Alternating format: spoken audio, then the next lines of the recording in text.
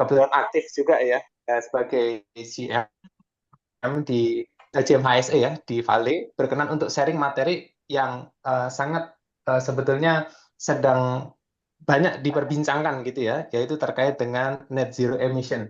Jadi nanti tentunya kita akan mengharapkan Bapak Ibu rekan sekalian bisa mungkin aktif untuk berdiskusi ya. Jadi mungkin ada yang sudah diterapkan di tempat Bapak Ibu sekalian ataupun nanti ingin ditanyakan langsung dengan narasumbernya Pak Febrin, tentunya kita persilahkan dengan seluas-luasnya. Jadi semoga harapannya di dalam webinar ya dalam Kagama HSE Talk ini menjadi ruang untuk kita sama-sama berdiskusi terkait dengan ini ya, terkait dengan baik itu lingkungan ataupun dengan K3.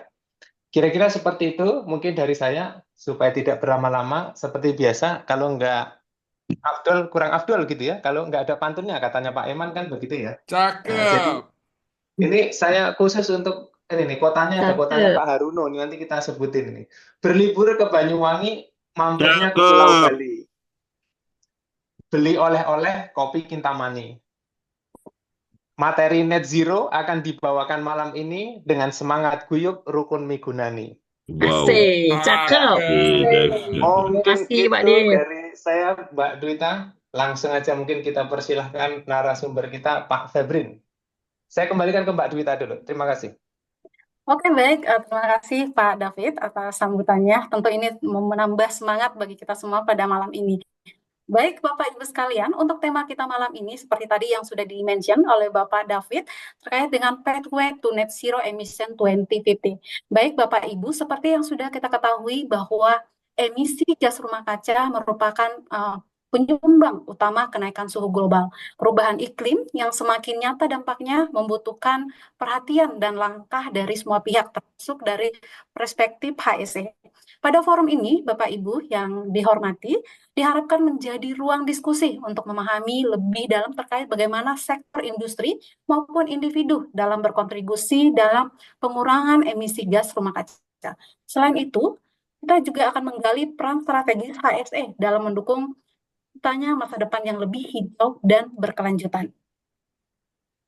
Hadirin yang terhormat, malam ini kita memiliki kehormatan untuk mendengarkan paparan dari seorang profesional yang luar biasa yang memiliki pengalaman dan kompetensi luas di bidang keselamatan, proyek teknik, dan manajemen kontrak, yaitu Bapak Febrin Sitorus.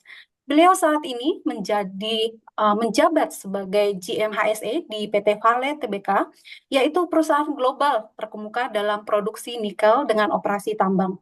Dalam perannya, Bapak Febrin bertanggung jawab untuk memastikan pencegahan kecelakaan kerja, pelatihan investigasi, pengembangan sistem pengakuan kerja aman, serta mendukung integrated management system. Dan latar belakang akademis beliau tentu sangat solid, Bapak Ibu sekalian, dengan gelar sarjana teknik di Universitas Gadjah Mada di tahun 2008 dan magister teknik fisika dengan fokus pada energi terbarukan dan dari ITS ya di tahun 2019. Pengalaman kerja beliau mencakup ada dari PT IGP selama 3 tahun. Beliau terlibat dalam proyek-proyek teknik dan manajemen di PT Vale Indonesia, bergabung sejak tahun 2011, beliau memegang berbagai posisi strategis, Bapak Ibu sekalian, mulai dari desain mechanical engineering, project manager, hingga senior manajemen manager sampai saat ini.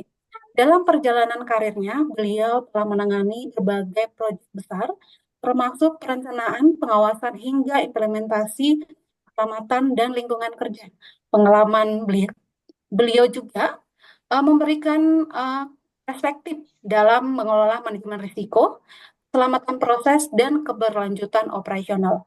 Baik Bapak Ibu sekalian, malam ini beliau akan membahas serangkaian langkah strategis yang dirancang oleh PT Vale Indonesia untuk mencapai keadaan di mana jumlah emisi gas rumah kaca atau yang biasa kita kenal dengan GRK yang dihasilkan sepenuhnya diimbangi oleh upaya untuk mengurangi dan menghilangkan emisi yang tujuan utamanya adalah untuk menstabilkan pemanasan global. Tanpa berlama-lama, mari kita sambut dengan penuh antusias Bapak Febrin Sitorus. Selamat malam, Bapak Febrin. Selamat malam, Mbak Dwita. Apa kabarnya, Pak? Baik, sehat, luar biasa. Bagaimana Baik, kabar? Sehat semua ya, Bapak Ibu? Sehat, Pak. Selamat malam, Pak Febri. Selamat malam, Pak Ansar. Sehat, luar biasa, Pak. Luar biasa, Pak.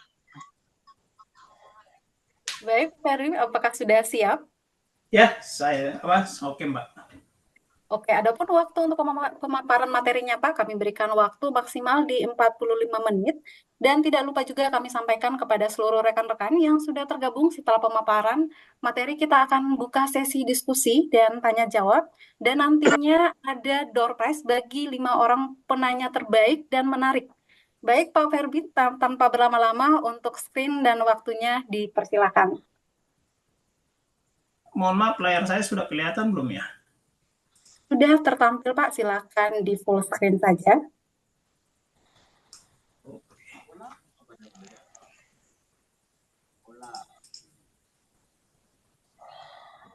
Sudah ya? Silakan, Pak. Oke, terima kasih Bapak Ibu ya. Jadi ya terima kasih Mas Harono ya yang sudah mengundang lagi untuk berdiskusi pada Mas Harono ada nggak hadir ya? Ya, seperti yang disampaikan tadi mungkin Bapak Ibu, ini hanya sharingnya Bapak Ibu, mungkin saya akan bercerita mengenai praktikal yang kami lakukan di resource saya saat ini adalah sebagai di PT Kali Indonesia. Tetapi mungkin nanti dari Bapak Ibu akan lebih banyak mungkin pengalaman-pengalaman dari sisi regulasi dan segala macam, mungkin nanti yang juga mungkin bisa di-sharing ya Bapak Ibu. Jadi ini saya berharap dari diskusi kita ini juga nanti akan ada masukan-masukan juga dari Bapak Ibu semuanya gitu ya. Jadi seperti yang disampaikan Bapak Ibu tadi, saya akan membahas mengenai perjalanan bagaimana kita menuju zero emisi ya di tahun 2050. Ya mungkin ada yang sebagian mungkin masih bertanya apakah itu merupakan suatu keharusan gitu ya, bahwa zero emisi di tahun 2050 itu harus kita capai gitu. Nah, itu nanti adalah bagian dari diskusi kita. Jadi Bapak Ibu, tadi mungkin saya sedikit sudah diperkenalkan ya. Saya adalah Febri Sitorus. Saya sekarang bekerja di mining industry. Saya lulus dari Universitas Gadjah Mada jurusan Teknik Mesin. Kemudian S2 saya mengambil renewable energy di ITS. Dan sekarang saya sedang proses juga Bapak Ibu ya, mau didoakan juga untuk proses S3 juga untuk bidang yang sama untuk renewable energy. Kemudian pengalaman kerja saya itu saat ini saya kerja di saya berkarir di PT Vale Indonesia Mining Industry dari tahun 2011 sampai 2024. Anjay. Seperti yang disampaikan itu dari beberapa posisi dan beberapa bagian yang sudah kami jalani di PT Vale Indonesia. Jadi mungkin Bapak Ibu kita langsung saja mungkin ke diskusi. Kenapa diskusi ini menjadi diskusi yang menarik mungkin gitu ya. Dan kemarin waktu Mas Harono bertanya, bisa nggak sharing nanti di Kagama Talk gitu ya. Kemudian saya bertanya, kira-kira materinya apa ya kita sharing gitu. Nah, karena sebelumnya saya sudah berbicara mengenai keselamatan operasi ya, smelting gitu ya di Kagama Talk ini juga gitu. Kemudian saya berpikir ini mungkin suatu hal yang menarik ya. Karena apa? Bapak Ibu, seperti yang kita ketahui, ini sejak tahun 2015 ya. Itu ketika pada saat itu ada konferensi perubahan iklim ya, COP21 di Prancis. Itu ada 196 pihak yang sepakat untuk komitmen bagaimana membatasi kenaikan suhu global ya secara rata-rata di bawah 2 derajat Celcius dan melakukan upaya untuk membatasinya hingga 1,5 derajat Celcius gitu ya. Kemudian juga untuk meningkatkan ketahanan terhadap dampak iklim dan sebagian besar tidak dapat dihindari karena gas rumah kaca yang telah dipancarkan. Di sini Indonesia juga berkomitmen untuk mengurangi emisinya gitu ya, tanpa syarat hampir sepertiga Bapak Ibu dari yang ada itu sekitar 29% terhadap skenario bisnis as usual ya di tahun 2030. Jadi dengan syaratnya itu ada bantuan internasional. Jadi dasar inilah sebenarnya Bapak Ibu yang mendasari kenapa topik ini menjadi menarik atau menjadi hangat pada saat ini. Kemudian yang kedua adalah kalau kita berbicara mengenai pemanasan global, ya kita juga akan berbicara mengenai emisi gas rumah kaca, sebagai penyumbang utama kenaikan suhu global gitu ya. Dan dari data yang ada itu sekitar 23% dari emisi gas rumah kaca itu penyumbang utamanya itu adalah transportasi. Ya, transportasi hampir menyumbang 23%, sehingga targetnya adalah bagaimana penyumbang tertinggi terhadap emisi gas rumah kaca ini bisa dikurangi ya, sehingga bisa ditargetkan di tahun 2030 akan berkurang dan sampai ke 2050 gitu ya. Nah, Bapak Ibu, ini adalah hal yang menarik saya akan bawakan pada topik saat ini adalah terkait dengan bagaimana mengurangi emisi dari transportasi adalah dengan cara elektrifikasi di sektor transportasi. Jadi kalau kita berbicara elektrifikasi di sektor transportasi, ya, ini sekarang ini mungkin Bapak Ibu ya sudah melihat masifnya atau peningkatan penjualan kendaraan listrik gitu ya. Dan ini adalah salah satu usaha sebenarnya effort untuk bagaimana mengurangi emisi itu dari sektor transportasi ya. Kita berbicara dari sektor transportasi dulu. Kemudian karena tingginya sekarang peningkatan signifikan terkait dengan kendaraan listrik, ini membuat sekarang ini produknya nikel ya, karena kami saat ini adalah industri nikel, integrated nickel company, maka saat ini industri nikel ini juga naik daun, Bapak Ibu. Kenapa naik daun ya? Karena untuk elektrifikasi itu maka akan membutuhkan baterai. Ya. Kemudian untuk meningkatkan capabilities dari suatu baterai ya, dari beberapa produk sekarang ini itu bisa kita lihat ya Bapak Ibu di jenis baterai lion dan kandungan logam pada katode. Itu kita lihat sekarang itu orang mulai melakukan produksi baterai di nikel kobalt manganes ya, NCM baterai, dan juga nikel kobalt aluminium ya, nikel kobalt aluminium, di mana dari hasil dari beberapa studi yang dilakukan, kemudian uji teknologi yang dilakukan, ini adalah teknologi dengan untuk menghasilkan baterai dengan keunggulan lebih tinggi gitu. Nah, kalau kita lihat dari nikel kobalt manganes NCM baterai itu sendiri, itu bisa kita lihat itu persentase dari nikel itu sendiri di produknya gitu ya. Jadi, dan juga ketika kita berbicara mengenai NCA baterai, nikel kobalt aluminium, itu hampir 73% nikel yang menjadi unsur penyusun dari baterai itu sendiri. Jadi, kemudian Bapak Ibu, kita akan berbicara mengenai karena nikel ini kita berbicara mengenai energi bersih gitu ya. Sehingga targetnya adalah bagaimana, dan ketika menghasilkan baterai itu produk penyusun utamanya itu adalah nikel. Sehingga ketika kita berbicara mengenai energi bersih, kita juga harus menghasilkan proses bersih dalam memproses baterai itu sendiri. Jadi Bapak Ibu, sebagai pengetahuan saja, sekarang ini industri atau penambangan nikel pada proses pengolahan nikel ini cukup masif ya, terutama di area Sulawesi dan Maluku Utara ya. Jadi ada di utamanya itu kalau kita lihat ya, penyebarannya itu di Sulawesi Tengah, kemudian Sulawesi Selatan, Sulawesi Tenggara, Maluku Utara. Itu sumber daya logam untuk nikel itu cukup tinggi Bapak Ibu ya, cukup tinggi untuk sumber daya logam sumber daya itu.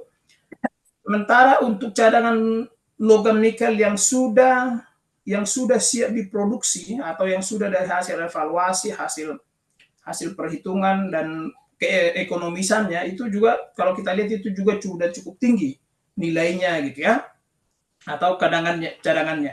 Dan ini sebenarnya adalah suatu potensi yang sangat besar. Dengan ketika kita tadi berbicara bagaimana kita meningkatkan atau mencoba merubah dari bahan bakar ke elektrifikasi untuk peralatan, untuk equipment, dan dengan penelitian saat ini dengan teknologi yang saat ini di mana baterai itu menjadi suatu hal yang menjadi unggulan untuk penyusunnya, maka sebenarnya kita ini Indonesia ini memiliki posisi yang cukup bagus ya, karena kita adalah salah satu penghasil nikel ini yang cukup yang dengan sumber daya yang cukup besar. Kemudian Bapak Ibu, dari nikel itu sendiri juga itu ketika kita mau mengolah nikel, ya kan sekarang aturan baru itu adalah bahwa kita tidak hanya menambang, tetapi juga bagaimana kita bisa mengolah ya sampai produk jadi gitu ya. Dalam pengolahan nikel itu sendiri juga itu ada beberapa proses dalam pengolahan nikel. Ya, ada kita bagi dua sebenarnya ya, secara umum untuk pengolahan nikel itu ada disebut dengan hidrometalurgi. Jadi hidrometalurgi ini sebenarnya adalah metodenya itu dia ekstraktifnya itu menggunakan reaksi-reaksi kimia dan larutan berair gitu ya. Jadi ini metode hidrometalurgi. Hidrometalurgi ini itu banyak digunakan untuk proses-proses dengan susunan lamonite untuk produk atau endapan limonite gitu ya. Itu hidrometalurgi. Kemudian yang kedua adalah pirometalurgi. Pirometalurgi itu menggunakan suhu tinggi ya untuk peleburan. Jadi prosesnya itu adalah proses peleburan dengan menggunakan temperatur tinggi dan menggunakan RKF ya. Banyakan metode itu sekarang menggunakan RKF. Dan ini banyak digunakan untuk mengolah endapan-endapan yang saprolite ya, yang saprolite. Jadi saprolite dan limonite ini sekarang ini juga jumlahnya di kita ini di area kita ini cukup tinggi ya, di Sulawesi ataupun di Maluku Utara gitu ya. Nah, dari proses ini ada hidrometalurgi dan pirometalurgi itu juga memiliki memiliki keuntungannya masing-masing gitu ya. Kalau hidrometalurgi ini dia ini sebenarnya investasinya itu lebih rendah. Kemudian juga dari sisi pencemaran lingkungannya itu ya, kalau kita berbicara pencemaran atau ya dia lebih ramah lingkungan lah kalau hidrometalurgi ini dibandingkan dengan pirometalurgi. Kalau pirometalurgi itu karena dia melibatkan suhu tinggi pembakaran sehingga akan menghasilkan CO2 ya yang cukup tinggi, sehingga dalam aspek ramah lingkungan sebenarnya pirometalurgi ini tidak terlalu ramah dengan lingkungan gitu ya. Sehingga inilah ya sebenarnya yang menjadi tantangan Bapak Ibu saat ini untuk industri nikel. Ya, ketika kita berbicara mengenai industri nikel, kemudian bagaimana kita mewujudkan zero karbon di tahun 2050, ini adalah salah satu challenge sekarang yang dihadapi oleh industri pengolahan nikel gitu ya. Jadi ya. Oke. Jadi kalau kita lihat itu Bapak Ibu dari grafik yang ada di sini ya, dari setiap proses itu bagaimana persentase ton CO2 yang dihasilkan per ton nikel itu, yaitu dari nikel pig iron itu untuk proses RKF atau pirometalurgi itu cukup tinggi ya rekan-rekan.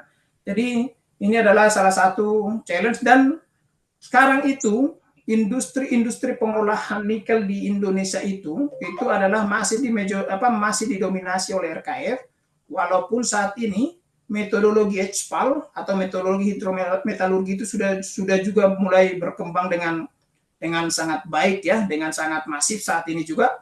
Kemudian saat ini juga ada metode baru yang diperkenalkan oleh CNGR. CNGR ini adalah salah satu perusahaan dari Chinese ya yang mengembangkan metode untuk pengolahan nikel, di mana dia menggunakan penambahan oksigen untuk apa? Untuk itu dia sebut itu OESBF MET ya. Jadi dia menghasilkan nikel itu dengan menggunakan oksigen yang diperkaya, sehingga secara proses ini sebenarnya lebih ramah lingkungan ya. HPAL OSBF ini lebih ramah lingkungan dibandingkan dengan metode RKF yang secara proses itu menghasilkan karbon yang lebih tinggi dan juga proses investasi yang cukup tinggi sebenarnya untuk proses RKF ini. Oke, dengan background itu tadi Bapak Ibu ya. Jadi kalau kita lihat ini adalah proses alur. Saya akan banyak berbicara saat ini untuk pirometalurgi karena hidrometalurgi sebenarnya secara lebih ramah lingkungan, tetapi saya akan berbicara mengganti yang sekarang ini transportasi yang sebelumnya menggunakan fosil menjadi elektrik gitu ya. Nah, untuk menghasilkan elektrik ini salah satu pengembangan utamanya adalah bagaimana kapasitas atau kapabilitas dari baterai itu sendiri. Di mana baterai itu banyak penyusunnya dengan beberapa penelitian dengan beberapa teknologi terbaru itu unsur penyusun utamanya itu adalah dari nikel. Sehingga konsennya di sini adalah bagaimana dengan rencana mengganti menjadi elektrifikasi dan unsur penyusunnya itu adalah nikel, dan kita bisa menghasilkan nikel dengan proses yang juga ramah terhadap lingkungan. Nah, ini bukan suatu hal yang mudah Bapak Ibu ya, karena apa? Karena kalau kita berbicara tadi sudah saya sampaikan, mungkin tadi sudah saya jelaskan mengenai pirometalurgi dan hidrometalurgi ya. Pirometalurgi ini itu yang saat ini banyak masih industri-industri lama untuk pengolahan nikel itu adalah pirometalurgi. Hidrometalurgi itu teknologi-teknologi baru yang dikembangkan, tetapi pirometalurgi ini sendiri itu dari awal prosesnya, proses pengolahan sampai akhir itu dia menghasilkan CO2 gitu ya. Karena apa?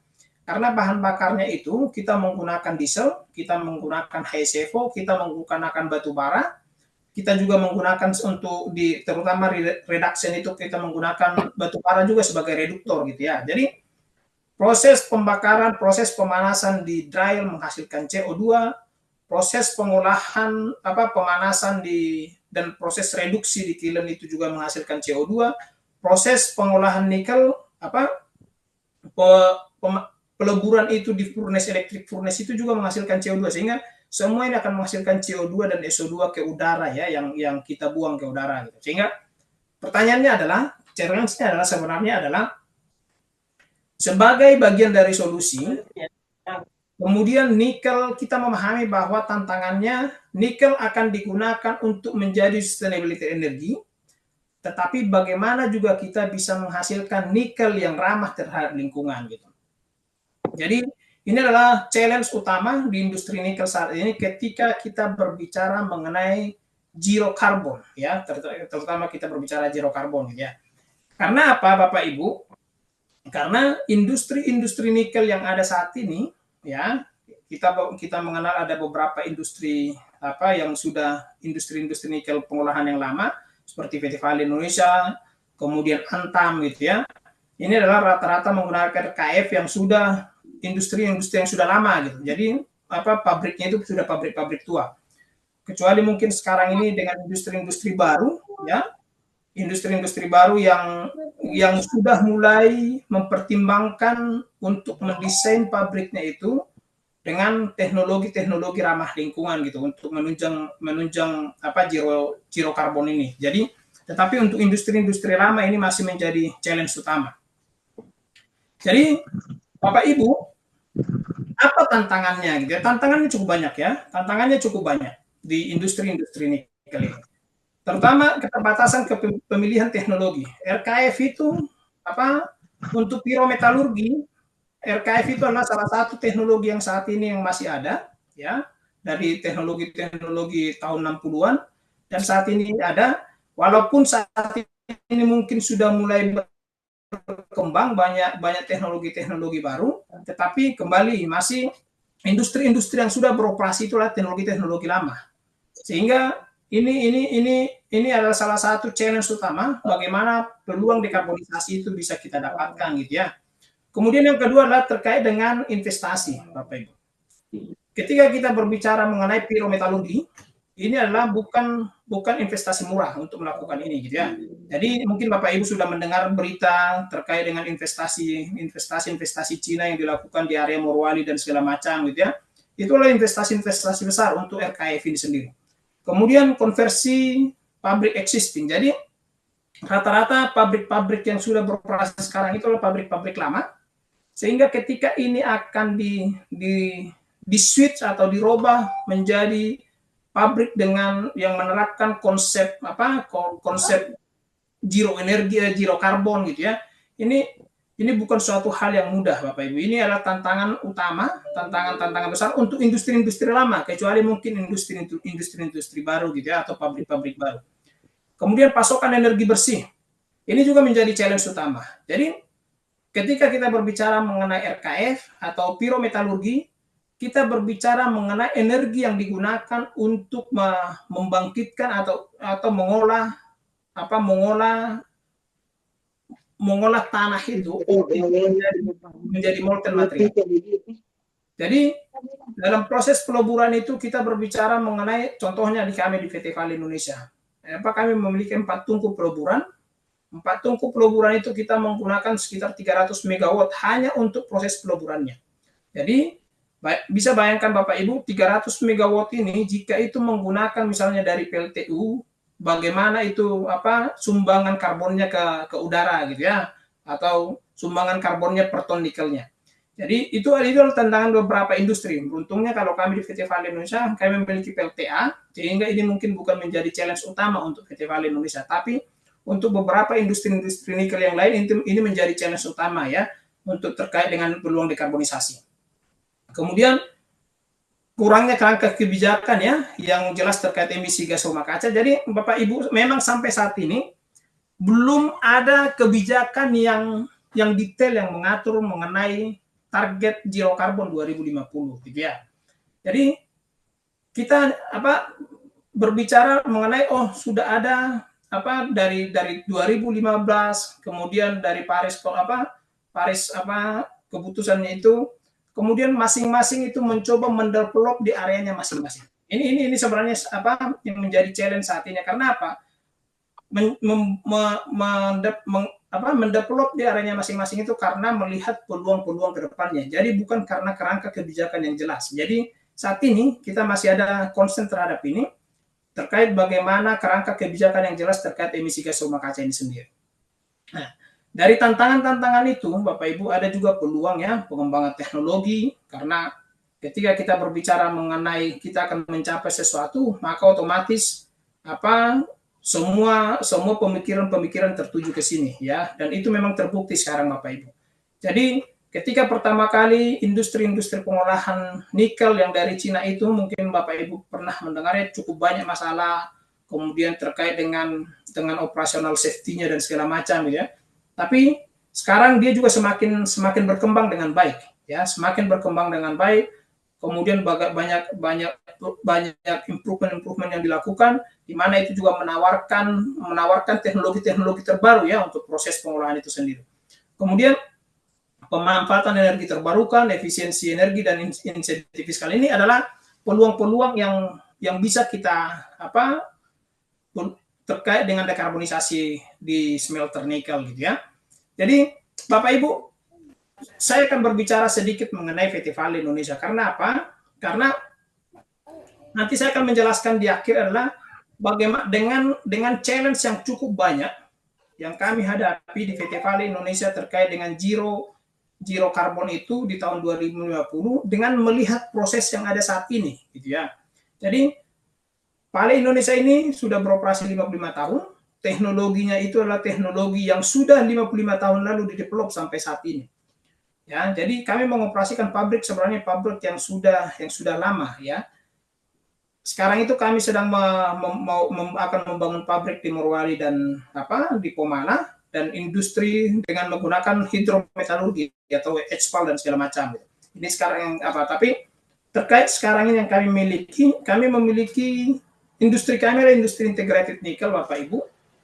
Industri integrated nikel itu maksudnya adalah bahwa prosesnya kami itu mulai dari proses penambangan, pengolahan sampai transportasi dan pengapalan gitu ya. Jadi ini satu cycle untuk proses industrinya kami, di mana produknya itu adalah nikel matte ya. Nikel matte itu kandungannya itu 78% nikel dan sekitar 20-21% sulfur, dan selebihnya itu adalah kobalt gitu ya. Jadi ini adalah proses operasionalnya kami.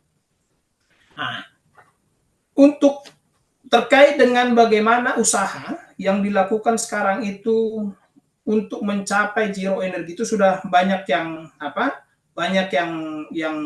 kami lakukan. Untuk terutama mungkin terkait dengan bisnis proses pasca tambang ya. Jadi terkait dengan reklamasi ya, terkait dengan bagaimana kita pengurangan sampah plastik dengan menggunakan pot-pot yang bisa digunakan. Jadi ini adalah rencana-rencana reklamasi atau rencana-rencana penanganan untuk lingkungan yang saat ini kami lakukan. Bapak Ibu, ini adalah salah satu usaha yang kami miliki di PT Vale Indonesia. Itu terkait dengan adanya 3 PLTA. Dengan adanya 3 PLTA ini itu akan mengurangi carbon intensity secara masif ya.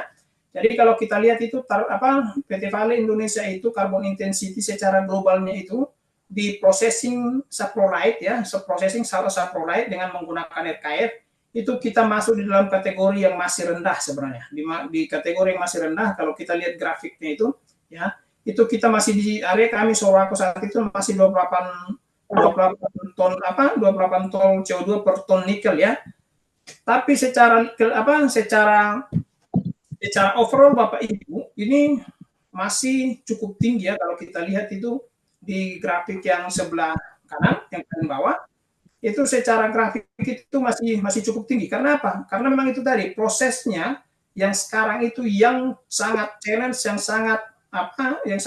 untuk bisa kita rubah untuk memenuhi target 2050 itu tadi. Tapi apakah itu akan bisa diturunkan? Ya, sepanjang dengan adanya komitmen ya, karena untuk mencapai itu Bapak Ibu, maka itu adalah komitmen manajemen yang harus benar-benar komit terhadap implementasi itu sendiri.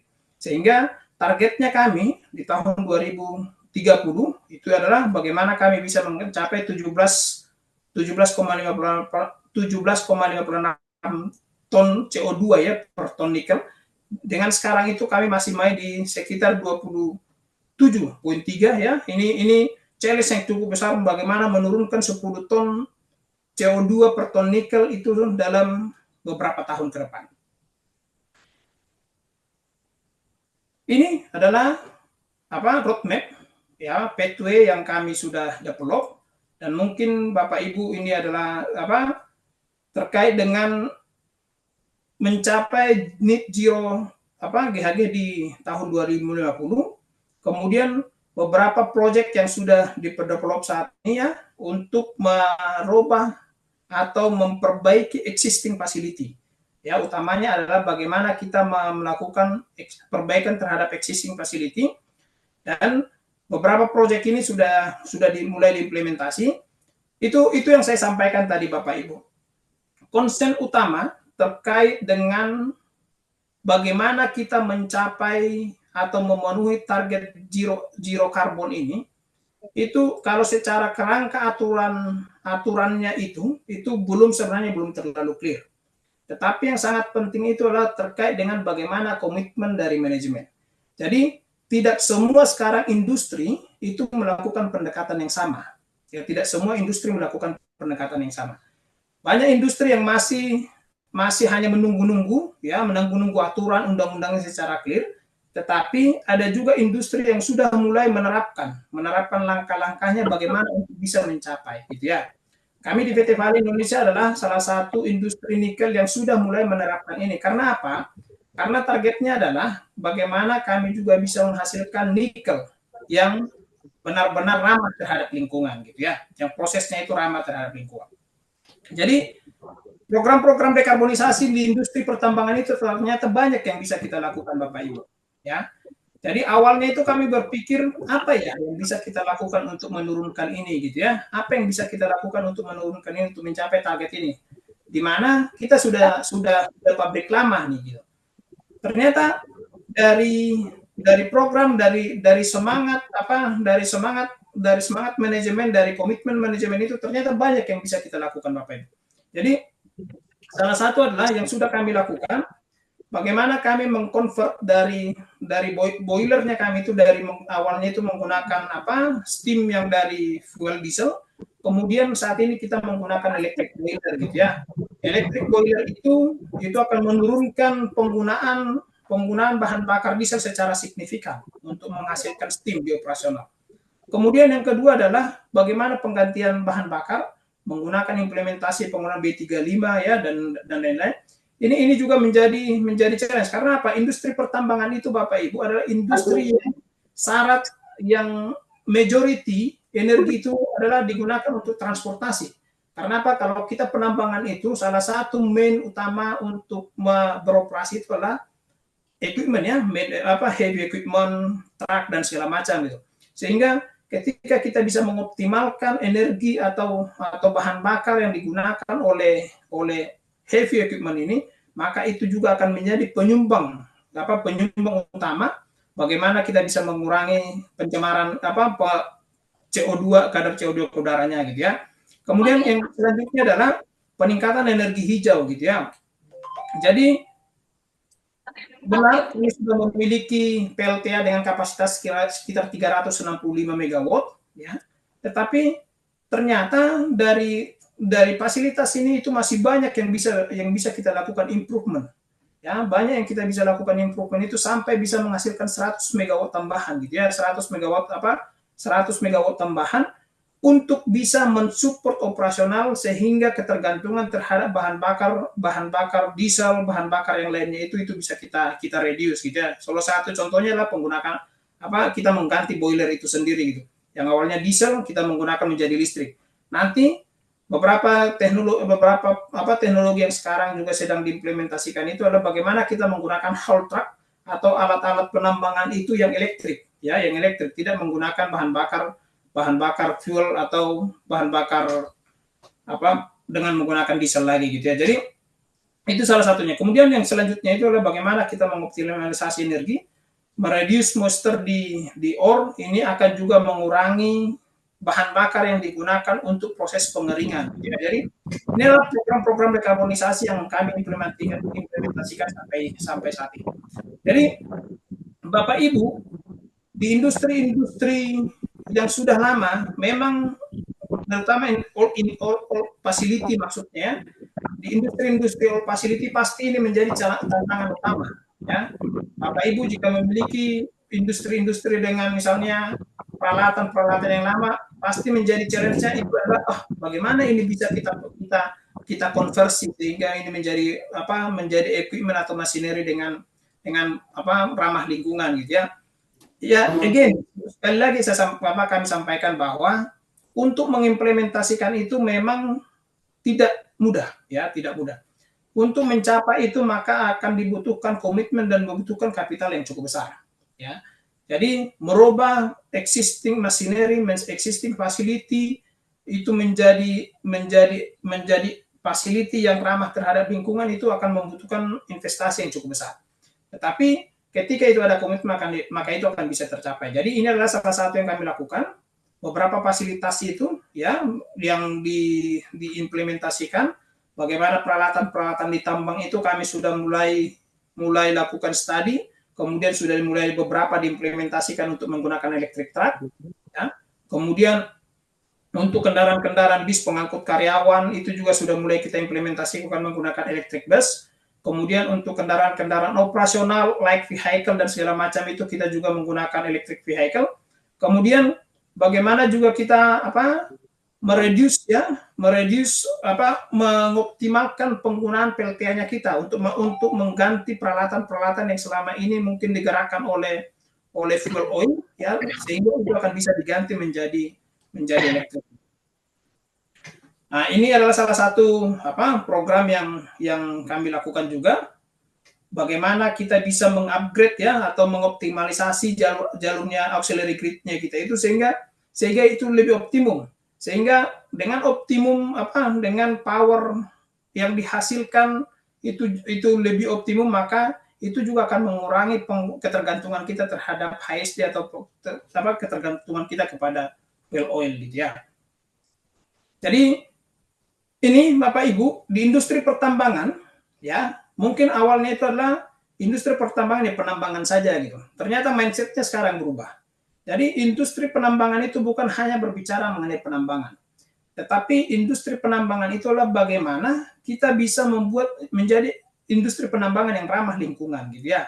Jadi beberapa energi terbarukan yang sudah kami lakukan develop di VT Vale Indonesia itu adalah terkait dengan solar PV. Jadi ini juga sebagai kami akan menambah operasionalnya kami sekarang ini untuk beberapa area penambangan baru, area proses-proses baru, sehingga tambahan energi juga, tambahan sumber power juga itu akan semakin keniscayaan harus dilakukan gitu ya.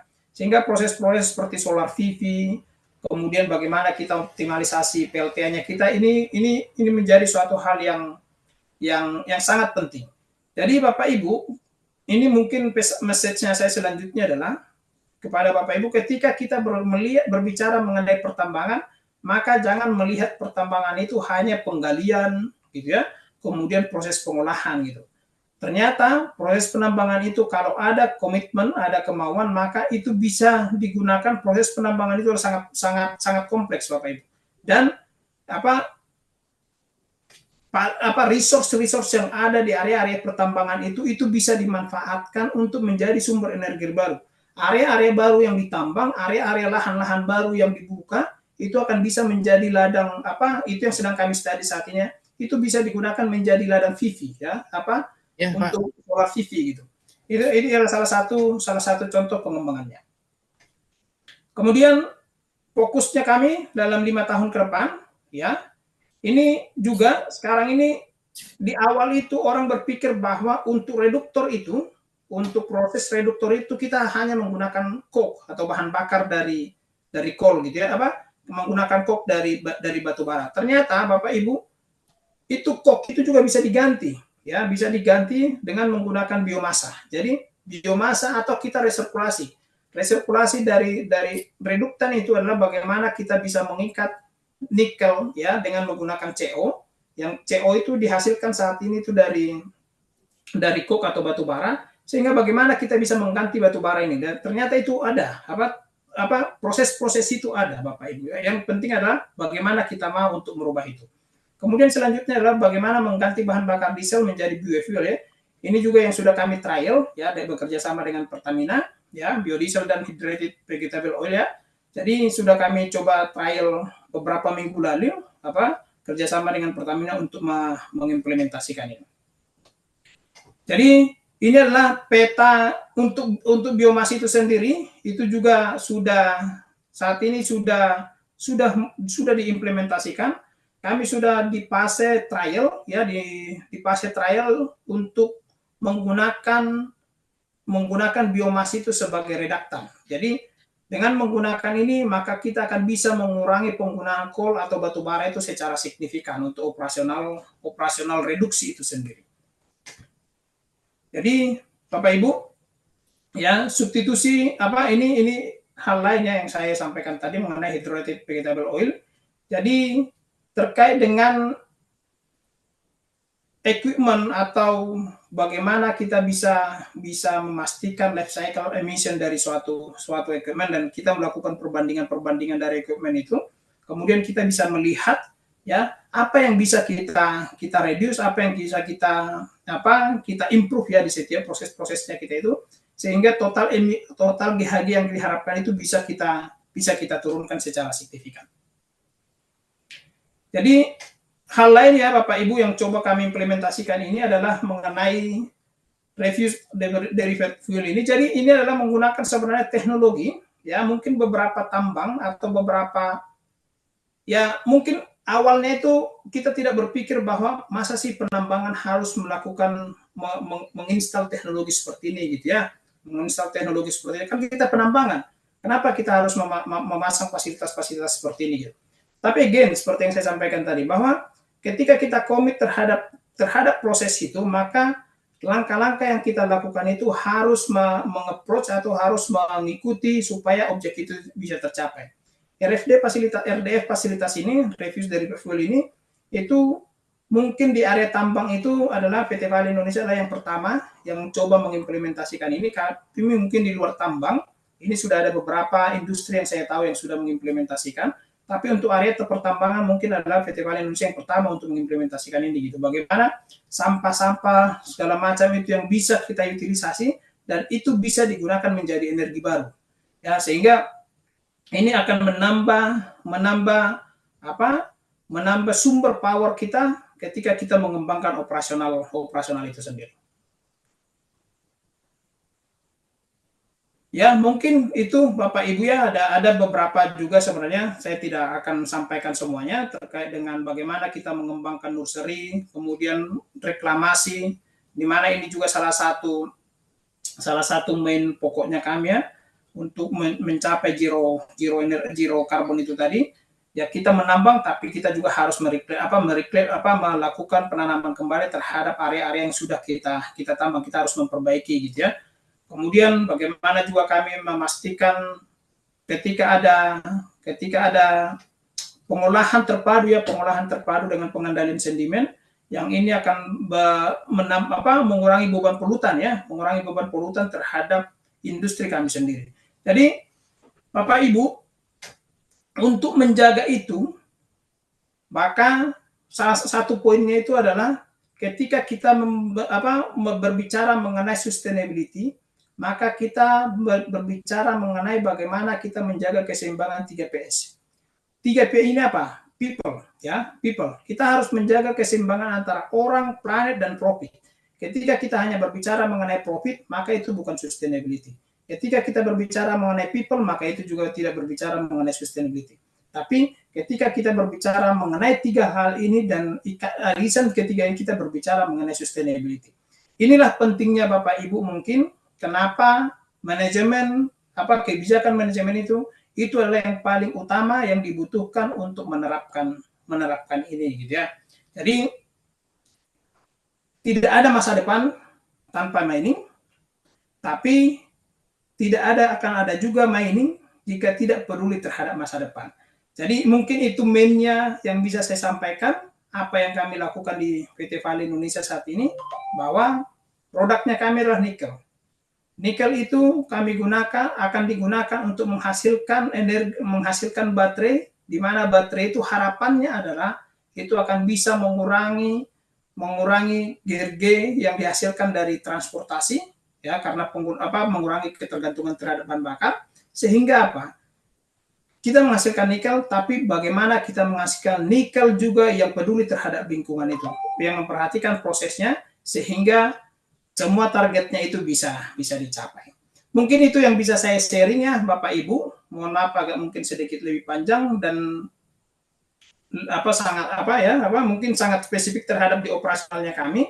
Ini hanya sekedar sharing ya Bapak Ibu. Saya tidak tahu nanti di areanya Bapak Ibu mungkin jauh lebih baik dari sini, atau mungkin bisa nanti Bapak Ibu bisa mengkomparasi. Tujuannya saya menyampaikan ini adalah hanya sebenarnya men-sharing saja bagaimana kami mengimplementasikan ini, merubah yang awalnya challenge itu menjadi suatu kesempatan atau opportunity, sepanjang memang ada kemauan untuk melakukan itu. Itu aja mungkin yang bisa saya sharing. Jika ada pertanyaan atau diskusi lanjutan, silakan Bapak Ibu. Ya, baik. Terima kasih kepada Bapak Febrin yang telah memaparkan materi yang sangat menarik, jelas, dan informatif.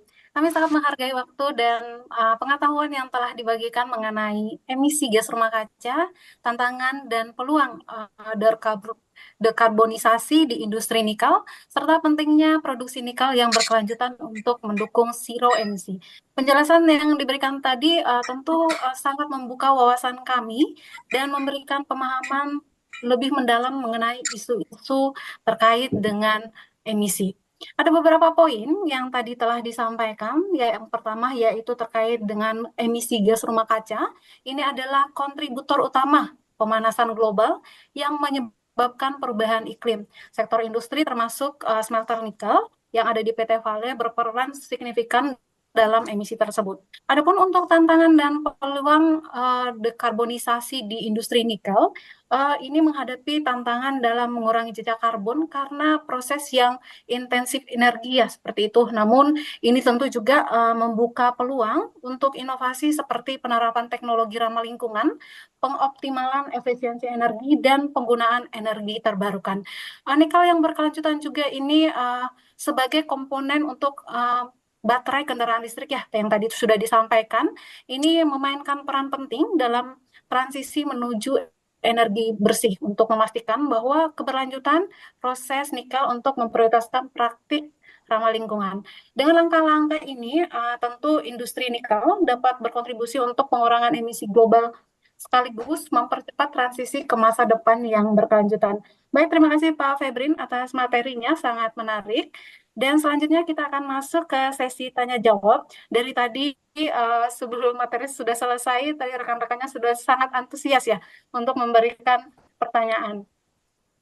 Di sini ada Bapak Rifai Bakri, mungkin bisa open cam. Oke, baik. Selamat malam Pak Febrin. Selamat malam Pak Rifai. Ya, terima kasih Pak. Pemaparannya sangat luar biasa Pak. Dari PT Vale sendiri memberikan mungkin berbagai macam gambaran atau pandangan yang lebih luas ya terkait komitmen terkait untuk emisi GRK. Nah, untuk penerapan untuk program penanganan emisi. Nah, ini kan kembali lagi ke dalam kebijakan manajemen dari tiap-tiap perusahaan kan, untuk bisa menerapkan sejauh mana nih kira-kira emisinya bisa kita komitmen dalam strategi penurunan emisi. Nah, sedangkan untuk saat ini, untuk di Indonesia sendiri kan ada namanya metode pengurangan emisi dengan offset karbon ataupun pembelian sertifikat pengurangan emisi. Nah, untuk poin ini Pak yang ingin saya tanyakan. Jadi dalam metode pengurangan emisi ini nih, mungkin bisa timbul nih dampak negatif ya kalau dari persepsi saya. Mungkin ada kurangnya transparansi dari perusahaan maupun ada istilahnya namanya greenwashing. Jadi beberapa perusahaan yang mendapatkan label ramah lingkungan hanya berdasarkan dari offset emisi maupun pembelian sertifikat pengurangan emisi, Pak. Nah, seperti itu. Mungkin seperti apa nih, Pak, untuk pandangan Bapak nih, ataupun solusi-solusinya nih dalam penerapan untuk pengurangan emisi GRK tersebut. Nah, terus untuk satu lagi, Pak, ada 2 poin. Nah, yang poin kedua terkait untuk scopingnya, Pak. Jadi untuk perhitungan karbon kan kita dibagi menjadi 3 skop ya, dan beberapa perusahaan tersendiri untuk perhitungan karbon tersebut mungkin ada yang tidak sampai ke dalam skop atau tahap 3, Pak. Nah, di Vale sendiri seperti apa, Pak, kira-kira untuk perhitungan karbonnya? Oke, seperti itu, Pak. Mungkin dari saya. Terima kasih. Oke, terima kasih Pak Rifai ya. Jadi tadi pertanyaannya mungkin sangat menarik ya. Ya, Bapak Ibu, mungkin saya akan harus batasin ya. Jadi diskusinya ini saya akan lebih ke, karena kami ada beberapa mungkin yang tidak bisa saya jawab secara gamblang ya Bapak Ibu. Tapi terkait dengan offset karbon mungkin yang seperti yang disampaikan itu, saat ini kami belum sampai di sana ya. Karena fokusnya itu sebenarnya adalah bagaimana kita bukan hanya karena karena offset karbon dan segala macam itu sehingga menerapkan ini gitu. Tetapi konsennya itu adalah seperti yang saya sampaikan di awal tadi itu, bahwa tujuannya kami itu adalah bagaimana bisa menghasilkan nikel yang sustain. Karena nikel ini itu adalah konsumsi luas secara umum, secara internasional, sehingga ini ketika kita bekerja sama dengan industri-industri misalnya otomotif baru saat ini seperti GM gitu ya, yang di mana mereka melakukan kerjasama hanya dengan industri-industri nikel yang menerapkan polisi sustainability gitu. Jadi mungkin konsepnya yang seperti itu. Jadi terkait dengan bagaimana offset karbon itu saya mungkin tidak terlalu bisa menjelaskan Pak Rifai karena kami saat ini tidak terlalu fokus untuk ke sana dan saya tidak terlalu memahami juga untuk itu. Saya harus jujur, sehingga nanti mungkin rekan-rekan yang lain yang lebih paham mungkin bisa menjelaskan lebih dalam terkait itu ya. Karena ya itu tadi, penerapannya ini bukan terkait itu tapi lebih karena tujuan jangka panjang PT Vale Indonesia itu karena requirement, jadi bukan karena kebijakan itu tadi, bukan karena di drive oleh kebijakan itu, tetapi lebih di drive oleh karena kebutuhan kebutuhan objektif jangka panjang, di mana industri-industri supplier atau industri-industri pendukungnya itu yang harus meminta kita harus menghasilkan produk yang sustain gitu. Jadi kira-kira seperti itu. Mungkin Bapak Ibu ada yang lain yang bisa sharing yang lebih paham mengenai offset karbon dan segala macam itu tadi, mungkin bisa sharing juga ya, silakan. Izin bertanya nih, bisa? Ya, sebelum bertanya mungkin siapa tahu ada yang tadi bisa menjawab Pak Rifai ya. Bapak Ibu? Ya, mungkin sedikit bisa saya berikan gambaran. Oh ya, silakan. Ya, selamat malam. Nama saya Zulkarnain. Jadi menarik tadi yang dijelaskan tentang usaha dari Vale untuk mereduce carbon dioxide ya. Sebagaimana kita ketahui itu ada istilahnya greenhouse gas protocol sekarang yang harus dipenuhi oleh industri-industri. GHG ini ada 3 tahapan. Yang pertama adalah own, jadi industri itu sendiri. Kemudian ada yang impact tidak langsung, jadi di bawahnya rentetan hubungan dengan operasional pabriknya. Kemudian rentetan pengguna produk. Nah sekarang saya mau tanyakan ke Vale ini ya, apa usahanya untuk bisa memberikan satu pengertian kepada mitra-mitra kerjanya di lokasi sana. Karena ada banyak juga perusahaan-perusahaan yang harus menerapkan reduce carbon dioxide ini. Di antaranya misalnya ada banyak sekali pengusaha-pengusaha yang mengoperasikan kendaraan. Nah itu harusnya dibuat satu persyaratan agar mereka sebelum mendapatkan kontrak dari Vale membuktikan bahwasanya mereka sudah menerapkan protokol. Ya, kira-kira gitu. Apa kira-kira yang diusahakan oleh Vale itu sendiri? Terima kasih. Ya, makasih Pak Zulkarnain ya. Tadi mungkin belum yang tadi disampaikan akan membahas Pak Rifai. Ya Bapak Ibu yang masih terbuka ya Pak Rifai yang disampaikan tadi. Tapi mungkin gini yang menjawab Pak Zulkarnain.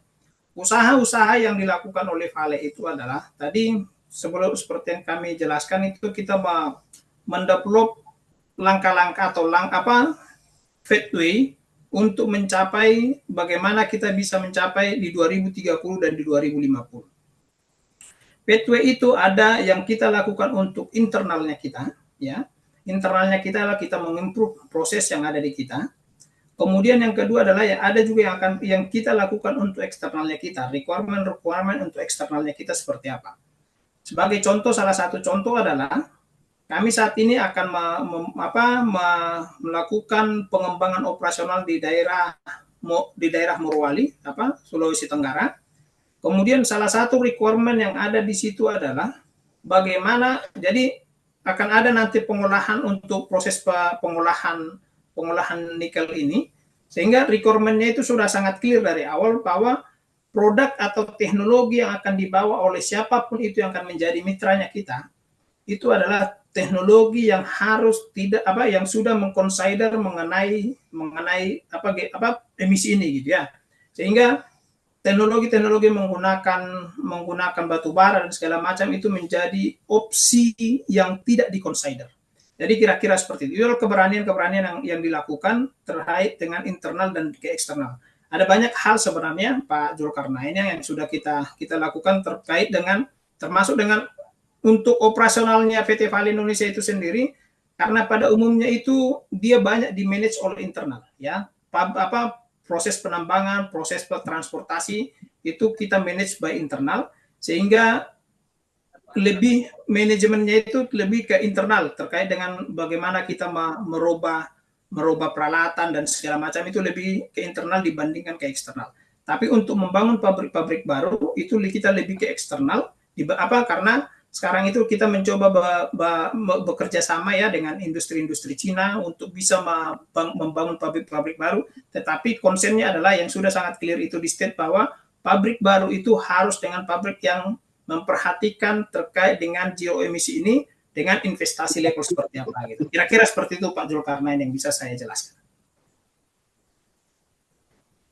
Saya tambahkan sedikit, kalau untuk kontraktor-kontraktor besar mungkin iya, tapi untuk kontraktor-kontraktor kecil yang mendukung kegiatan operasional Vale, itu bagian dari pengajaran terhadap perusahaan-perusahaan lokal terhadap kesadaran untuk mereduce CO2 itu.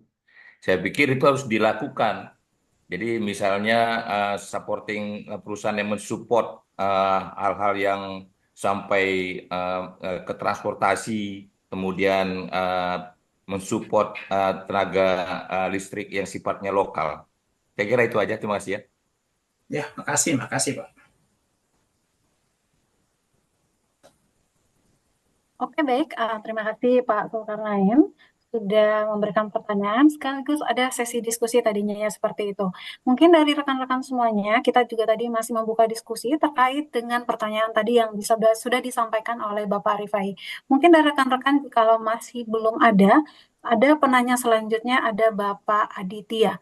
Mungkin Bapak Aditya Sedikit, saya potong Pak Rifai. Jadi sebetulnya perhitungan Pak Rifai tadi kita harus menghitung footprint. Jadi jejak karbonnya dulu dihitung. Nanti baru kita ketahuin berapa tonnage CO2 ekuivalen bisa kita dapatkan untuk sebagai hasil kita mereduce emisi CO2. Nah, kalau misalnya nggak dibuat footprintnya atau jejak karbonnya, nggak bisa dihitung itu. Nah, itu yang paling penting adalah kembangkan dulu. Dan jangan lupa untuk membuat boundary. Jadi, indirect impact yang tidak langsung dari sebelum dan sesudah dari industri, itu dibuat boundary. Kalau nggak lebar sekali, panjang dia, nggak putus-putus.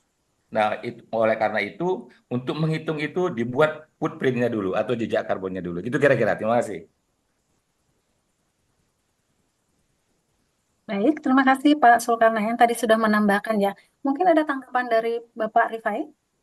Oke Pak, izin bertanya Pak. Berarti dari implementasinya Pak ya, untuk bisa dikatakan bahwa carbon footprint atau program penurunan emisinya itu efektif dalam perusahaan tersebut, sehingga tidak dapat menimbulkan dampak-dampak negatif yang tadi sudah saya paparkan sebelumnya Pak, dari greenwashing dan sebagainya Pak.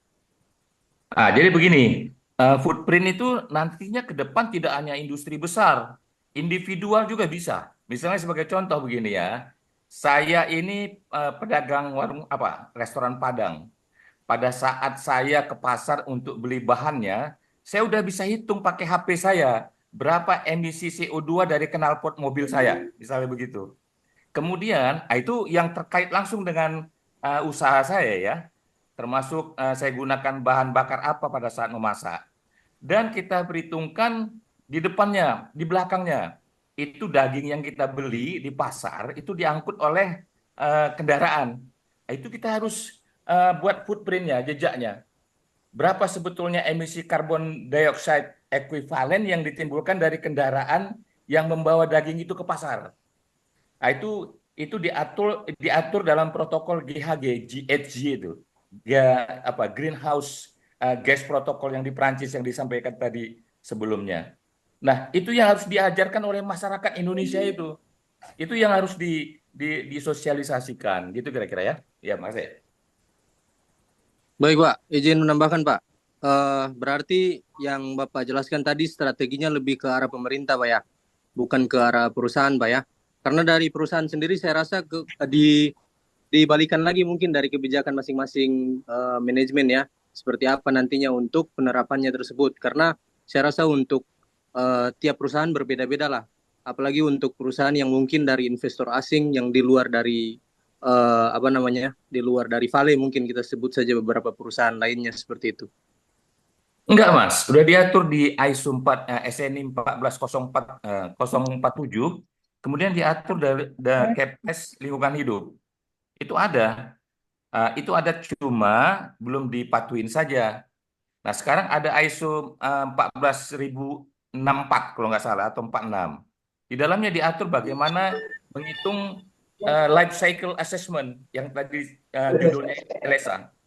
Jadi life cycle assessment-nya itu tadi seperti yang saya sampaikan itu. Jadi sekarang nanti ada aplikasi di HP bisa kita hitung berapa karbon emisi yang setiap individu ciptakan. Itu tuh. Jadi LSA itu paling penting. LSA itu terkait dengan footprint tadi. Coba buka ISO 14 ini. Itu ya. Ya. Ya, makasih Pak Zulkarnain, benar ya. Jadi mungkin Pak Rifai, ada beberapa industri juga yang sudah menerapkan itu ya.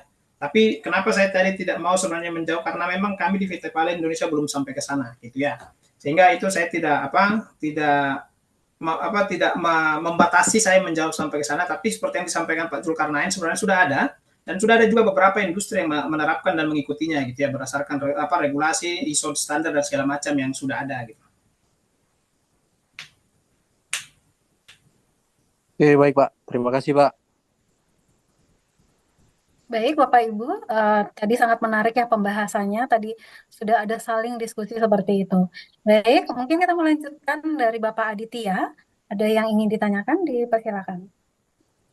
Ya, halo, sudah terdengar? Sudah terdengar Pak, silakan. Ya, selamat malam. Terima kasih pada Pak Febri Sitorus yang sudah memaparkan materinya yang luar biasa. Tema yang cukup menarik, Pak, karena memang update terhadap kondisi saat ini mengenai net zero emission. Nah, mungkin sebenarnya tadi saya ingin bertanya 3 pertanyaan, Pak. Cuma mungkin karena tadi sudah ada pembatasan ya. Jadi mungkin saya izin tanya 1 pertanyaan saja, Pak. Mungkin sebenarnya ini merupakan hal mendasar sih. Ini kan net zero emission ini kan salah satunya di sektor energi ya. Nah, efek dari adanya transisi energi ini kan di mana memerlukan baterai ini kan mengakibatkan peningkatan proses penambangan ini secara drastis ya. Mungkin bukan hanya baterai saja, material-material yang lain juga ada. Cuma mungkin yang paling krusial yang mengalami peningkatan ini kan pada elemen baterai. Nah, mungkin ini seperti seolah-olah seperti dampaknya itu tuh mungkin terlihat green. Cuma mungkin ini seperti seolah-olah memindahkan aktivitas yang mungkin tadinya memakai bahan bakar fosil yang mungkin emisinya tinggi, ini ke aktivitas penambangan yang mungkin terlebih pada apabila suatu saat kalau masa baterainya ini sudah lewat masa pakai, ini mungkin juga akan berujung kepada lingkungan yang mungkin pada saat industri penambangan ini menghasilkan emisi, kemudian pada saat dari material tersebut sudah lewat masa pakai juga mungkin berdampak kepada lingkungan. Nah, bukankah seharusnya hal ini perlu ada monitoring dan evaluasi, Pak? Bukan pada aktivitas pertambang dan waste yang mungkin seharusnya menjadi concern. Khawatirnya mungkin ini aktivitas ini bertanggung jawab terhadap hak sosial dan lingkungan.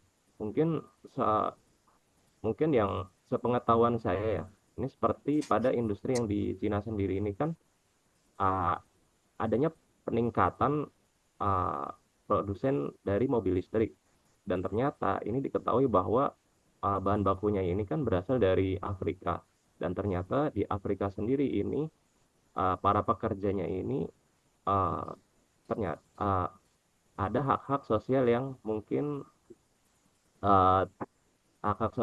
tidak dipenuhi. Nah, apakah dalam perusahaan tambang sendiri ini seperti ada suatu pembatasan atau undang-undang yang di mana penyuplainya ini memperhatikan adanya tanggung jawab terhadap hak-hak sosial dari pekerja yang ada di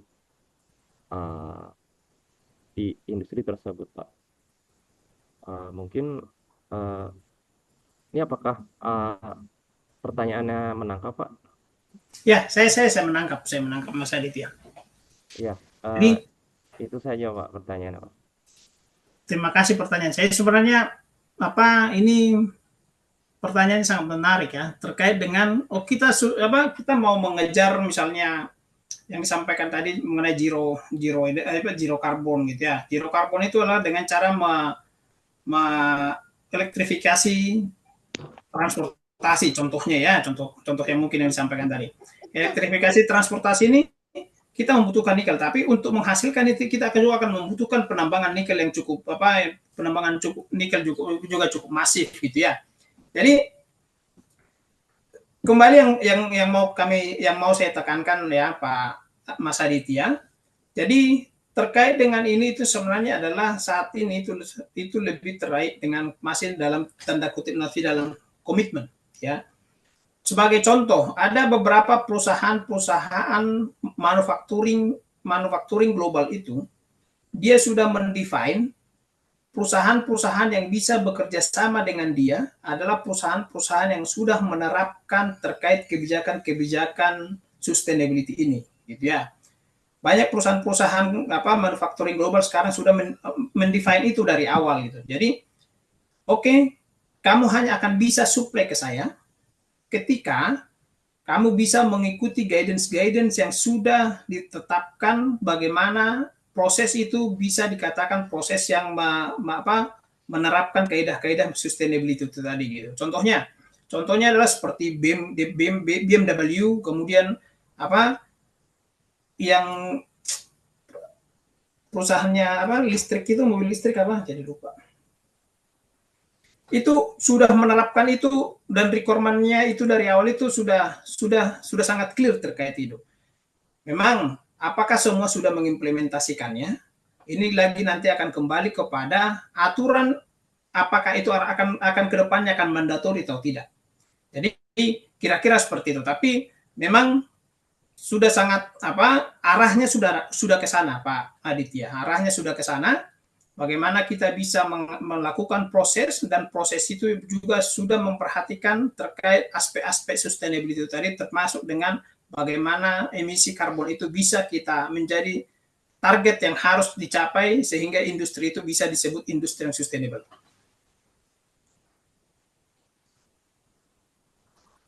Nah, saya tambahkan ya, sharing saja nih, sharing. Jadi kebetulan saya, ya Pak, jadi kebetulan saya sekarang sedang bekerja di satu perusahaan pabrikasi untuk oil and gas. Dan tender luar negeri itu sekarang harus persyaratannya harus membuat program greenhouse gas ini. Itu betul tadi Pak ini ya, itu betul bahwasanya persyaratan-persyaratan itu diturunkan ke rantai bawahnya. Itulah salah satu untuk membangkitkan awareness secara mendunia. Itu program dunianya. Nah, seperti tadi disampaikan bahwasanya ada sisa bekas baterai lithium, ada limbah. Jadi sekarang ini ada dua hal kita bicarakan, yang di udara dan yang di bumi. Jadi ini yang dibicarakan sekarang ini adalah tentang masalah udara. Ya nanti kalau misalnya sisa, lain kali kita bicarakan masalah limbah yang di bumi. Jadi memang itu harus dibedakan itu. Dan sebagai contoh misalnya sekarang di Australia itu penyakit kulit adalah penyebab orang meninggal karena skin cancer. Ozonnya sudah sobek di Selandia Baru sana. Itu salah satu penyebab dari efek rumah kaca itu dan bisa merusak ozon di udara. Gitu kira-kira ya. Sharing-sharing saja. Makasih Pak Zulkarnain, cukup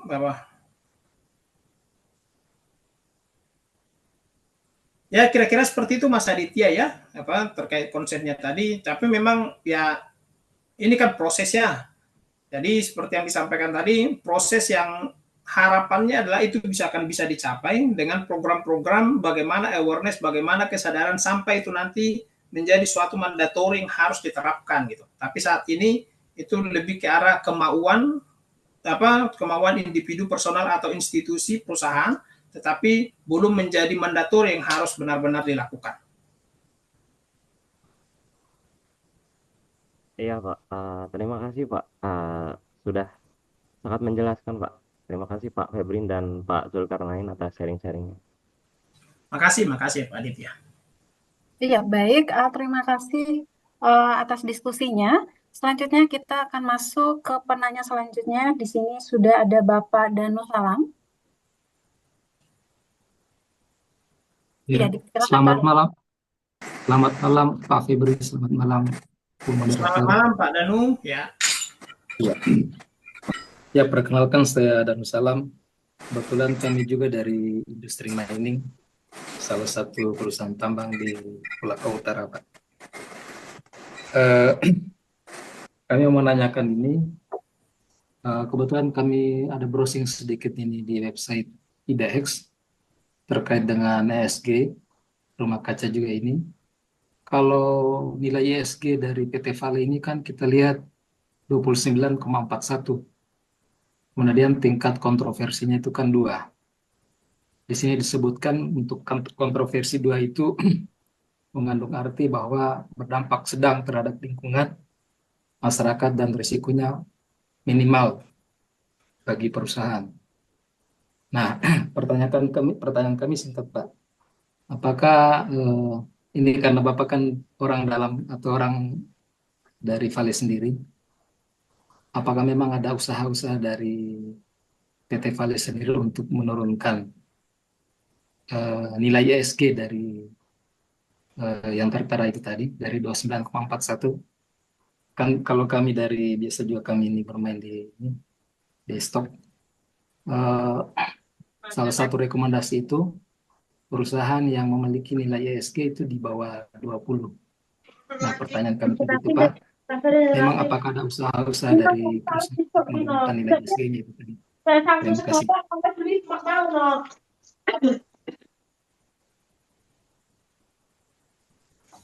oke, makasih Pak Danu ya. Jadi pertanyaannya apakah ada usaha ya? Ada Pak. Jadi ya seperti yang tadi mungkin di slide sebelumnya ya, saya sudah menjelaskan terkait dengan apa yang sedang saat ini kami lakukan untuk mencapai target di 2030 yang sudah ditargetkan ya secara company terkait dengan GHG ini atau terkait dengan penilaian sustainability di area operasionalnya kami gitu ya. Jadi banyak program sebenarnya Pak. Tadi sebelumnya saya sudah pathway-nya kami ya untuk mendukung ini, banyak program yang sudah dilakukan dan rata-rata program ini saat ini sudah berjalan ya. Kemudian ada yang sudah selesai dan ada yang masih in progress untuk studi dan penelitiannya gitu. Karena memang untuk menerapkan itu tidak serta-merta bisa langsung seperti yang kami sampaikan tadi, bahwa industri kami itu adalah industri yang sudah pabrik kami itu adalah pabrik yang sudah lama, sehingga tidak serta-merta new teknologi itu akan bisa diimplementasikan dengan mudah gitu. Akan ada studi-studi yang harus dibutuhkan, apakah itu sesuai atau tidak. Jadi ini layar saya masih muncul ya, sorry.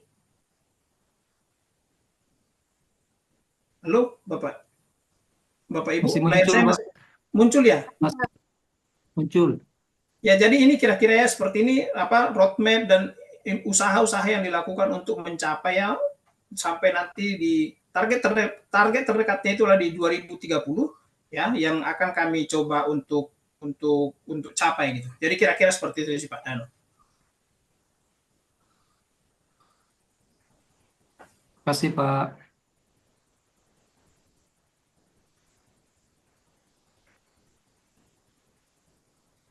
Oke, sudah cukup clear ya Pak Danu ya? Cukup, Bu. Cukup, terima kasih. Oke, baik, terima kasih. Sedikit lagi boleh, Pak Febrin apa kabar? Pak Febrin. Baik. Ya, saya tambahkan sedikit. Saya kebetulan itu ikut juga dulu membangun Balam Banu, kemudian juga ikut dulunya saya tinggal di Sumasang Camp itu. Tapi Siap. sekarang Berarti orang lama ini Pak Zulkarnain di Soroko. Oke. Yes Pak, silakan.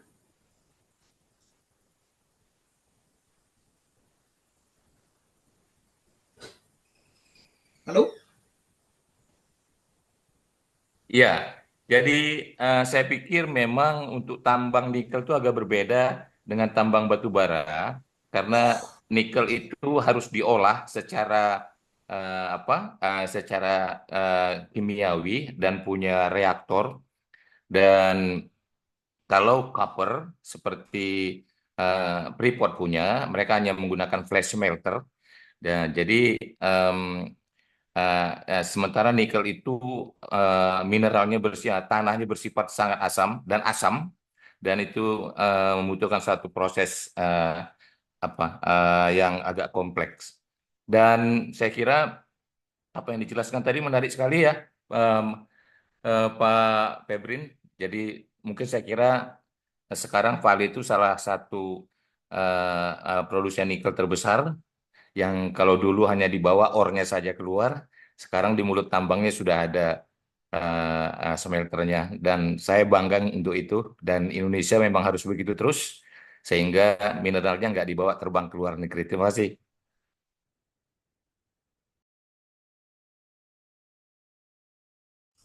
Terima kasih Pak Zulkarnain ya. Vale dari awal itu integrated mining company Pak. Jadi Vale dari awal itu tidak pernah jual ore, tapi Vale dari awal itu adalah melakukan processing sampai menghasilkan nikel matte 78% nikel.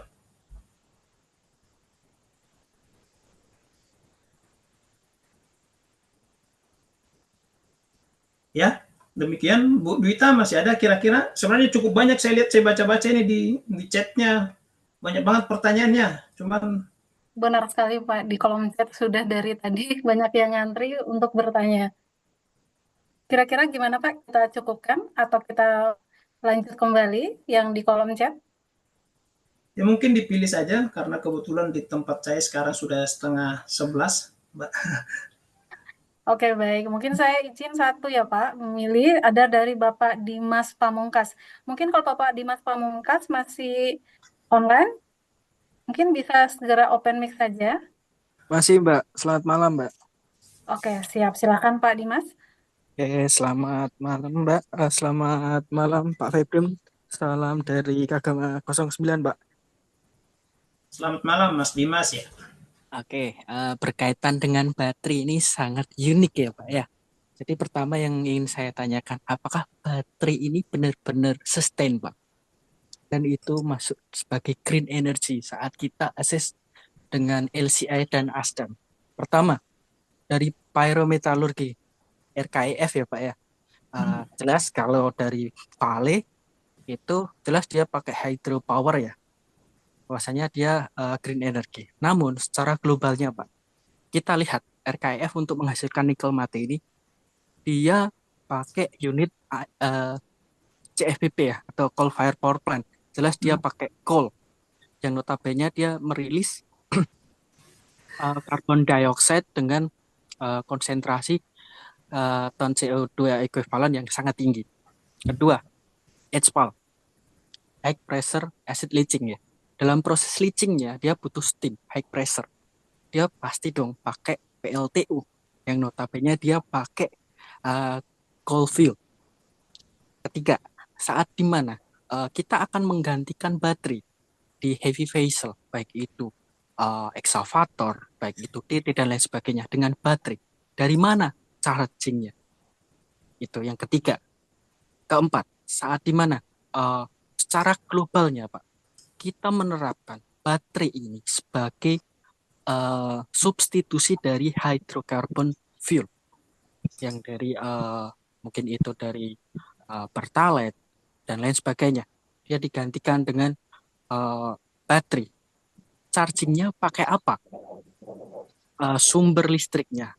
Pertama, kemarin belum lama dari Pak Bahlil ya, itu mencetuskan untuk kebijakan stop PLTU. Oke. Namun saat dimana kita akan menggantikan seperti halnya geothermal dan lain sebagainya, itu butuh waktu. Secara capex-nya juga tinggi. Itu butuh waktu mencari investor. Oke. Nah, saat dimana kita santer ya, kita menggemborkan bahasanya kita penggantian baterai sebagai pengganti hydrocarbon fuel ini dengan yang mana chargingnya itu belum green energy, masih pakai PLTU, itu seperti apa? Apakah itu benar-benar sudah sustain atau masih memindahkan masalah. Memindahkan masalah dalam artian seperti ini. Ini dalam politik dagang lah intinya. Kita menjual baterai dengan cover yang cantik, yang seksi lah bahasanya ya. Bahwasanya itu dengan baterai ini adalah energi terbarukan, energi yang hijau, energi hijau. Sedangkan baterai ini kan untuk menyimpan, saving power, bukan membangkitkan seperti halnya generator. Seperti itu, Pak. Mungkin tanggapan dari Pak Febrin secara globalnya. Mungkin kalau dari Vale saya sudah cukup mengakui lah kalau Vale dia jelas secara propernya dari secara pengelolaan lingkungannya sudah cukup bagus. Hanya saja secara globalnya mungkin pendapat dari Pak Febrin bisa di-share ke teman-teman sekalian. Mungkin seperti itu Pak Febrin. Terima kasih. Selamat malam. Terima kasih Mas Dimas ya. Ini pertanyaan luar biasa ini apa? Ya tidak salah lah ya, Kagama UGM ini melihatnya itu tidak hanya spot-spot gitu ya. Saya sangat tertarik dengan apa yang diungkapkan oleh Mas Dimas. Benar. Jadi ketika kita memang berbicara mengenai keberlanjutan, kita tidak hanya melihat di satu sistem atau di satu poin gitu ya. Tapi kita harus melihatnya secara all chain dalam sistem ini gitu. Apakah memang benar all chain dalam sistem ini itu mendukung untuk itu, gitu ya. Jadi kalau tadi ditanya bagaimana pendapat saya terkait ini, inilah ya sebenarnya yang membuat sekarang orang untuk mengimplementasikan terkait dengan sustainability, terkait dengan aspek GHG ini itu masih setengah-setengah, Mas Dimas. Jadi karena belum melihat secara keseluruhan, targetnya itu seperti apa dan pathway ke sana itu seperti apa. Karena itulah yang membuat sampai sekarang itu mungkin ya nanti bisa rekan-rekan menambahkan ya, belum ada aturan clear, aturan mandatori terkait ini. Karena apa? Masih banyak hal yang harus didiskusikan, yang harus diperbincangkan di sana. Sehingga ada orang yang sudah mengambil itu karena itu kepentingan bisnisnya, tapi ada juga yang belum mau untuk melakukan itu karena itu menganggap masih wacana gitu. Itu belum merupakan suatu keharusan gitu ya. Jadi ya itu sih mungkin saat ini. Jadi itu masih belum ada evaluasi detail terkait dengan apakah baterai itu akan menjadi sustain atau segala macam. Ya harapannya kami sebagai penghasil nikel mengharap itu akan sustain. Ya. Tapi apakah itu akan menjadi sustain? Karena ya mungkin nanti Mas Dimas juga akan bisa baca banyak bisa lihat ke depannya. Sekarang itu juga ada teknologi baru lagi yang dikembangkan, yang lebih ramah lingkungan katanya. Ya, cuman belum dipublish secara masif, tetapi dari beberapa bocoran itu dia sudah mengimplementasikan itu di atas teknologi misalnya teknologi baterai atau apa segala macam. Dan baterai itu sendiri juga sudah ada juga beberapa penelitian yang dilakukan apakah memang baterai yang lebih ketika kita berbicara misalnya mengenai lifetime, berbicara mengenai proses segala macam itu apakah memang baterai yang dari nikel yang lebih bagus gitu. Itu sudah ada beberapa jurnal atau beberapa penelitiannya terkait itu gitu. Tapi memang belum ada kesimpulan terkait ini sustain atau tidak gitu. Kira-kira seperti itu sih saya Mas Dimas. Itu masih saat ini mainnya adalah kenapa orang belum terlalu fokus ke sana karena konsepnya Mas Dimas tadi.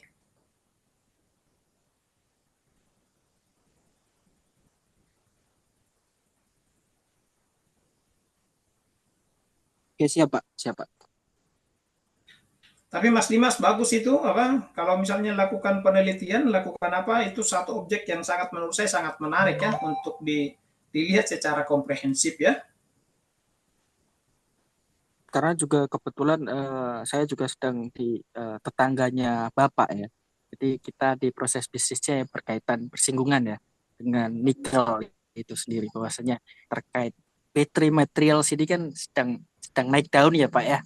Naik daun yang mana secara life cycle assessment saat kita lebih detail, seperti halnya kita menghitung GHG sampai ke tier 3, itu kita langsung ke detail masing-masing dampaknya dan dari source-nya seperti apa. Saat dimana secara global kita lihat itu kok P3 ini kok masih abu-abu menurut saya. Seperti itu Pak Habib. Ya itulah aktualnya Mas Dimas.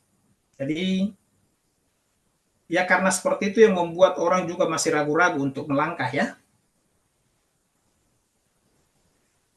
Ya Pak, terkopi Pak. Terima kasih Pak. Ya.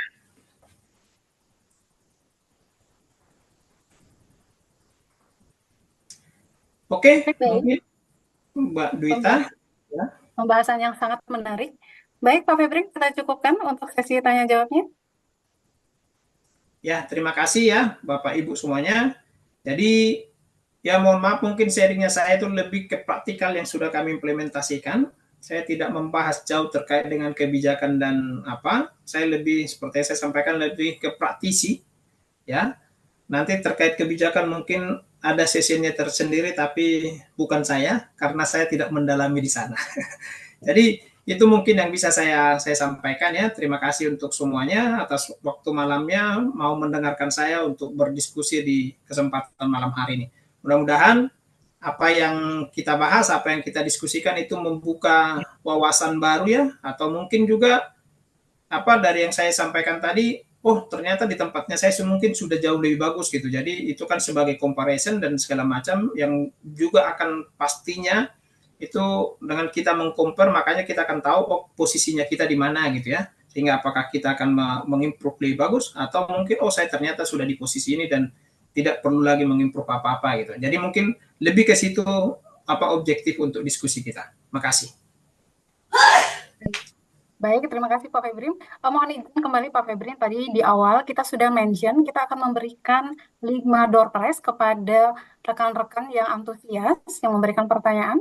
Apakah ada saran dari Pak Febri siapa saja yang kita akan berikan? Mungkin kalau saya sih tadi apa bagus ya yang Pak Zulkarnain. Saya langsung saya memutuskan ini ya. Langsung saja Pak, langsung. Ya Pak Zulkarnain tadi cukup bagus. Terima kasih Pak Zulkarnain ya. Mudah-mudahan bisa ketemu lagi kita di Sorowako di lain kesempatan atau di tempat lain. Kemudian Mas Dimas ya yang terakhir yang berdiskusi menurut saya sungguh luar biasa. Melihatnya itu bukan hanya spot tapi secara keseluruhan. Tapi intinya gini. Yang mau saya sampaikan juga ke Mas Dimas sih, kita tidak boleh juga merasa bahwa tidak akan ada perubahan dari sini gitu. Kalau kita akan selalu berpikir seperti itu, maka kita tidak akan pernah bergerak maju gitu ya. Jadi memang belum clear sampai sekarang, tapi kita harus meng-approach untuk ke sana gitu. Jadi kira-kira seperti itu. Kemudian yang ketiga, tadi saya lupa lagi penanyanya tadi, yang Pak Rifai ya. Pak Rifai, ya Bapak sama siapa lagi itu mungkin dari saya Mbak, saya lupa lagi 2 lagi tadi tapi ada Bapak Aditya, ada Bapak ya, Danu ya berarti semua dapat Mbak. Oke siap. Baik, terima kasih Pak Febrin sudah memberikan siapa yang mendapatkan door prize. Adapun yang mendapatkan door prize nantinya akan dihubungi oleh panitia. Baik, terima kasih kembali Pak Febrin kami ucapkan. Cukup menarik sesi tanya jawab tadi Bapak Ibu sekalian, di mana berbagai pertanyaan ya dan ada diskusi juga tadi yang muncul. Tentu hal ini menunjukkan antusiasme dari rekan-rekan semua terkait dengan isu-isu yang dibahas. Hal ini tentu semakin menguatkan pentingnya kolaborasi ya Bapak Ibu terkait dengan pemahaman bersama dalam mengatasi tantangan-tantangan yang kita hadapi, terutama dalam hal dekarbonisasi dan berkelanjutan industri nikel ya secara khusus. Semoga apa yang telah disampaikan tadi dan didiskusikan dapat memberikan wawasan yang lebih dalam dan mendorong kita untuk terus berinovasi untuk mencapai tujuan yang lebih baik dalam aspek pelestarian lingkungan. Baik Bapak Ibu, sebagai penutup kami mengucapkan terima kasih kepada semua pihak yang telah mengikuti HSE Talk hari ini, diskusi mengenai emisi gas rumah kaca serta pentingnya proses produksi nikel yang berkelanjutan sangat relevan ya Bapak Ibu dalam upaya kita untuk mengurangi dampak perubahan iklim dan mewujudkan industri yang ramah lingkungan. Untuk itu, saya mengajak rekan-rekan semua untuk berkomitmen untuk mengimplementasikan langkah-langkah yang telah dibahas, berperan aktif untuk berkelanjutan terkait dengan lingkungan. Dengan kerjasama dan kesadaran bersama, kita dapat menciptakan masa depan yang lebih hijau, lebih aman. Terima kasih atas partisipasi Bapak Ibu sekalian. Saya akhiri, Assalamualaikum warahmatullahi wabarakatuh, dan kami juga mohon maaf apabila ada hal-hal yang kurang berkenan. Terima kasih rekan-rekan Kagama, semoga semakin jaya. Waalaikumsalam Terima warahmatullahi kasih. Selamat malam Terima semuanya. kasih, terima kasih. Selamat malam, terima kasih. Selamat malam, terima Sehat kasih. selalu buat semua. Selamat malam Bapak Ibu semuanya. Terima kasih Terima Pak kasih, Febri. sukses oh kakak. Mas Asri.